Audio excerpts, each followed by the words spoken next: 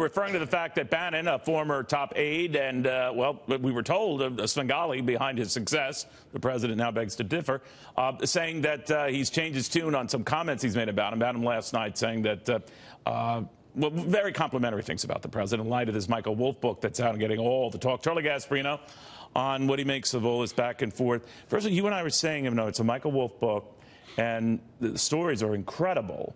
So it makes you wonder. The writing is amazing, right? He's a very good writer. Very good writer. So what about this? And apparently this speed pass he had to constantly get into the White House. That's pretty amazing that he got that.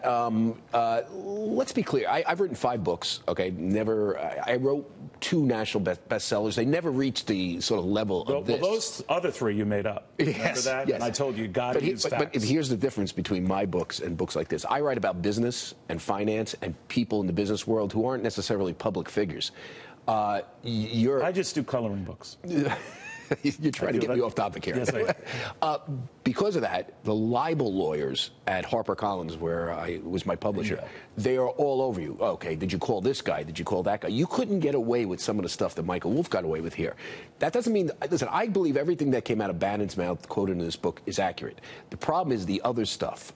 Do we know for sure that Roger Ailes had that, our former boss, had that conversation with Bannon? Now, we know it from Bannon's mouth, but did he call up Roger Ailes before Roger died, passed away last May, right? He still could have called him up. He still probably did some of this reporting beforehand and asked Roger, hey, Roger, did you say this? We don't know this because I haven't seen the book, and I'm presumably... But is the overall tone of the book and the fact that this is a White House in disarray, even crazy disarray, which would not be the first White House so charged, but is that ringing true to you and the people you talk to? Yes, yeah, and Trump's attention span and all that stuff. But here's the thing: the devil is in the details. You're citing people, you're citing you're doing anecdotes and quotes.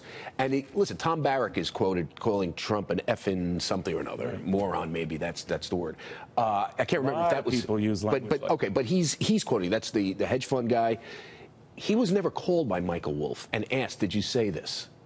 I mean, that's a big thing. You should call the other side. Separately, there are reports that Wolff recorded the conversations at least he had. Now, of course, that would change this a little bit. But I guess what I'm raising is a lot of people who are working with him today are those in the book who had serious reservations about him through today. Yeah, and I should tell you, I have a few friends of mine who are quoted in this book, sources, friends, whatever. They say some of it was accurate, some of it was taken out of context. I mean, this comes into the reporting. You call the guy up or the gal and you say, okay, I'm quoting you saying this. Did you say this? And then you put a parenthetical or you change it or you tweak it. You have I heard from a secondhand account, you said this about But you called me. But you're going to deny it right away. Well, then I should make a line. Charlie Gasparino denies it, or it depends on how much. Listen, it's a jump. I've taken quotes out like that. I've absolutely never said that. Right. Then I go back to the other guy. You sure he said it? And the other, if it's a first-hand account, I mean, there's a way that you have to report that out. And when you're dealing with non-public figures, you are dealing with libel. I'm telling you, I have had guns to my head on stuff like this. Will this book have any impact on anything? Here's where the book gets it right. Yes, because the overall arc of it, that this is a guy that's kind of thin-skinned and doesn't pay attention to details, meaning the president, and that could be worrisome, and it's worrisome to people around them, is 100% accurate. That arc is accurate. The details, all right, I don't know. Thank you, my friend, very, very much. You going to go jogging in this weather? I worked out already, but inside a gym. Both. Just getting in. Inside a gym. Inside a gym. Yes. Okay, very, very good. Because